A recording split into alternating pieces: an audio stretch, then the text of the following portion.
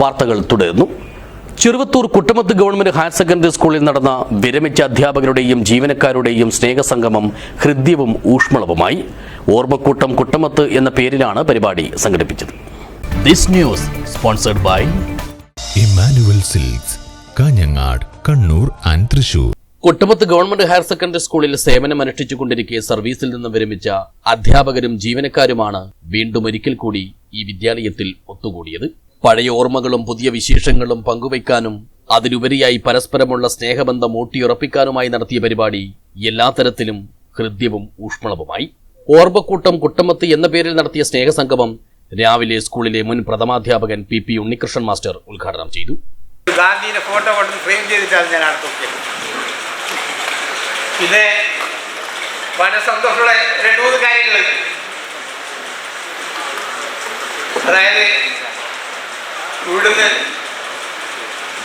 പരിചയപ്പെട്ട ഞാൻ ഇവിടെ വർക്ക് ചെയ്തിരുന്നില്ല. പിന്നെ ചെറുത്തൂർ ഈ സർവീസിലേക്ക് പോയി. അവിടുന്ന് ഈ മുഖാന്തരമാണല്ലോ പിന്നെ നമ്മളെ പിന്നെ ഈ അതായത് ഏറ്റവും നല്ല അധ്യാപകന്മാർക്കുള്ള award കൊടുക്കുന്നതില്ല list.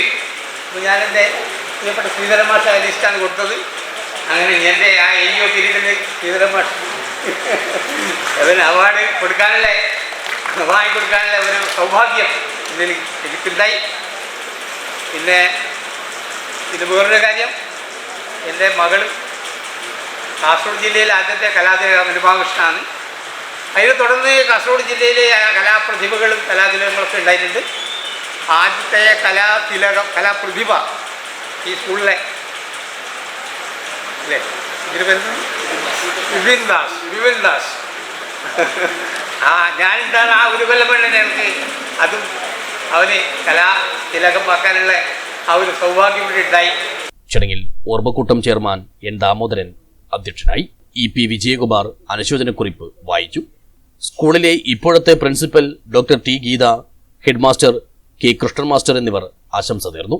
K. Kannan master, Kothur Kannan master, KP Pratheesh Kumar, Paleri Pappan master, PV Sugandhi, Sreedharan master എന്നിവരും സംസാരിച്ചു. ഓർമ്മക്കൂട്ടം കൺവീനർ CV രവീന്ദ്രൻ സ്വാഗതവും TV ഗോവർദ്ധനൻ നന്ദിയും പറഞ്ഞു. പരിപാടിയുടെ ഭാഗമായി ഫോട്ടോ സെഷനും സ്വയം പരിചയപ്പെടുത്തലും ഒപ്പം കലാപരിപാടികളും നടന്നു. News bureau, Cheruvathur.